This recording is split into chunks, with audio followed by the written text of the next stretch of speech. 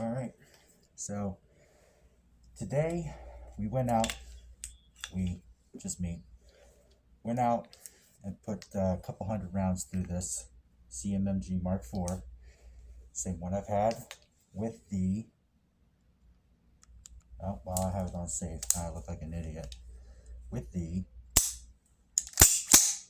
Partisan Disruptor force reset trigger.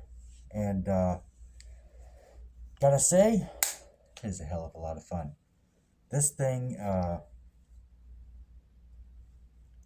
it rips, it works. The gas setting that I have with the ammunition that I'm using, 77 grain open tip match and green tips, with the Tromix H2 dead blow buffer, all worked perfectly fine, no hiccups. It didn't feel any different than without the trigger in there. Didn't feel sluggish, nothing. Opening it up, there's no unusual wear anywhere, and nothing on the bottom of the bolt carrier. There's no wear right there. The only weird thing is, so when you close this little trigger sear right there, it won't close all the way, so you just take your charging handle, pull it back a little bit, and then your pin will go in. Because the rear of your bolt carrier has to be behind that sear, because that's kind of your out of battery trigger trip sear, if you will. Now, other thoughts about this, okay? I'm not the biggest fan of the safety lever. It's got a sharp edge on it towards the top and the bottom. So you kind of have to, force it this way. You have to actuate it towards the edge here instead of using your entire thumb. It's right there. It's kind of sharp and right here. But I was wearing gloves today, so it didn't matter. But I won't be using gloves if I grab this off the wall for home defense. So that's just something to keep in mind. Just use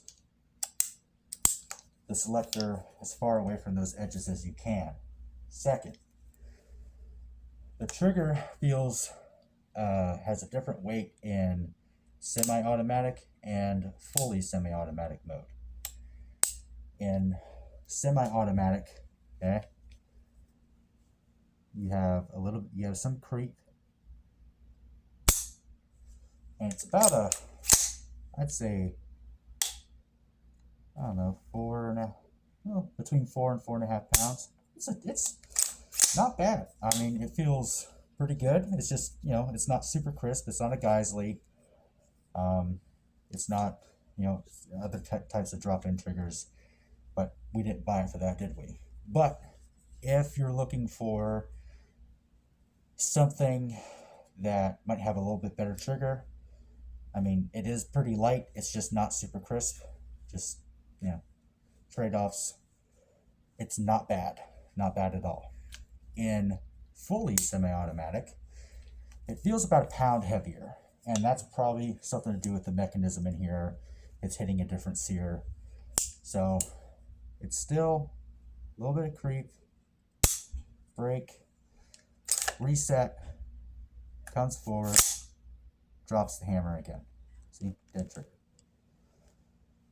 And, I mean, it's a pound heavier, but are you really going to notice while you're dumping 30 rounds of trash like I was today? Or doing a bill drill with this, like I was today with the transition?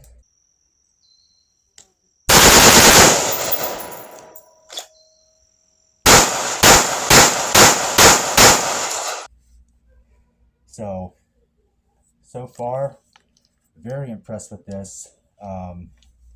Rifle handled it just fine. Looking down the board, I didn't go crazy with it. That's not something that we do with, a medium profile, whatever that means. This isn't a belt fed. This isn't heavy barrel. You're not going to be dumping thousands of rounds through this and not expecting,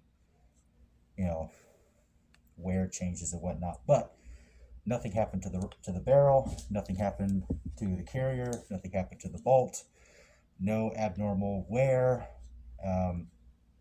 Seems to be working perfectly fine. I don't really have any negatives to talk about with this. I haven't found any. It does everything that I want it to do and nothing that I don't. Further things to talk about is these 20 round T-mags. I've not gotten any 30s yet. I don't know if they have any in my area. I'll check. But these 20 round T-mags, they work. I mean, I'm impressed. I will say the mag spring is not quite as stiff as my Gen 3 P-mag with the 20s or the 30s. So we'll see how that goes and whether that changes or anything. The DT stock was perfectly acceptable, feels just like the CTR, no changes there, just a little more stiff. Other than that, I have no negatives. So peace, chicken grease, see ya.